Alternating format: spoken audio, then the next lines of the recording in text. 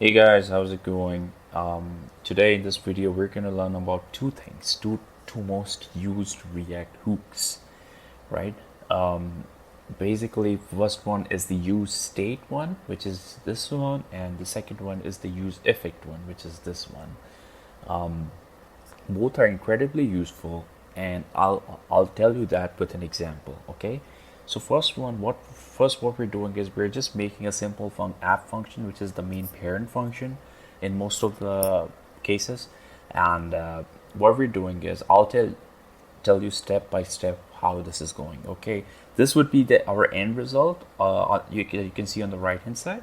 And let me show you one thing.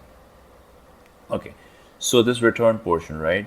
So first I'm gonna show what happened. So we have three buttons here, right? As you can see here, button 1, button 2, and button 3, right? Now, now one thing, when do you use the use state function, use state hook, right? The use state hook is basically used whenever you have some changes in your UI, right? And you don't want to render the whole component. You just want to, I'm sorry, not the whole component, the whole page, right? You just want to render out that particular component, and that's the beauty of React, right? So here in this, the the changes. What do you think where the changes would be, right? So according to me, the changes would be here. So when I click the button, the changes would be reflected here. So this is where I need to change the state, right? So for changing the state, what we need is we need to so this is the way how to change the state. So this is the variable that would change, and this is the variable through which this variable would change. Meaning, if there are some changes, this is an assigner variable, right? This would assign it to this variable. So use state, and this is the default version. That this is what default would be there, right? So this is what you see on the right hand side here. Right now, you might be saying, how do I use it, right? Using it is very easy. What you have to do is you basically have to like take the portion where you want to use it. So here, let's say I want to use it in the button component, because when I click the button, then it would reflect changes here, right? So this button, this portion should be used. So in the button, what I do is I add a listener on click listener, and then make a function. Function is very simple. So we take the assigner function and change the value, right? So whenever it is clicked, this assigner function would put the value to button 1. Okay, right? And yeah, that is it. So I click here, button 2, I click here, button 3, right? And this is not how it displays it, right? This is just the button. Now the display is right here. It's the button type. The button type is this one. So here, what happens is when I click the button 1, it sets the value.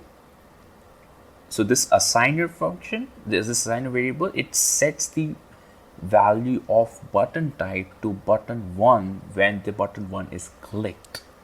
So that's why you're seeing button 1 right here, because we have it to display here. So this is one of the many things that you can see when it is being rendered. Now you will find some times or some places that you don't want to render some things, right? You're like, no, I don't want to render some things after a certain period of time, right? In that case, so here, if I were to click on button 3 couple of times, you know that the state remains the same, right? But it keeps on rendering itself if you use the if state. It's use state.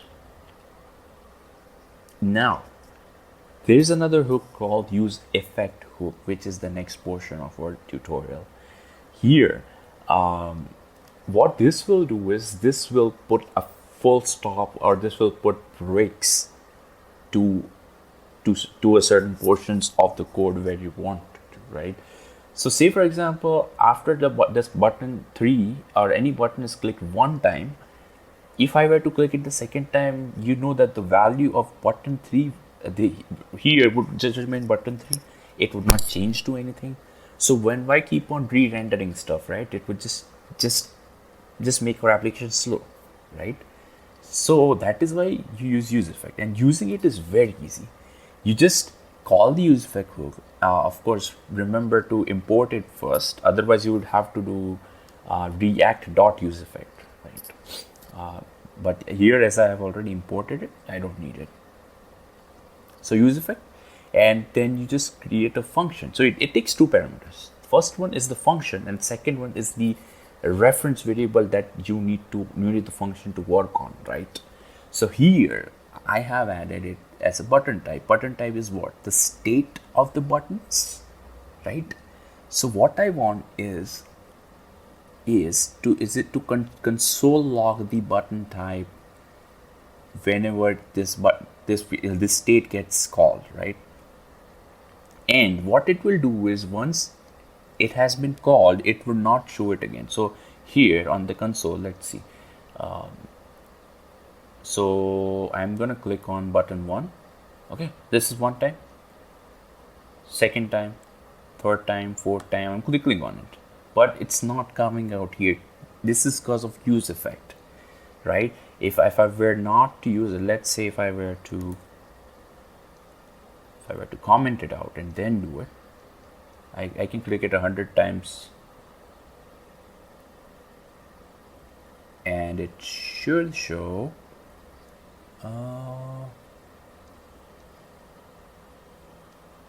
there you go. There you go. It is showing out as many times as you want it to, right?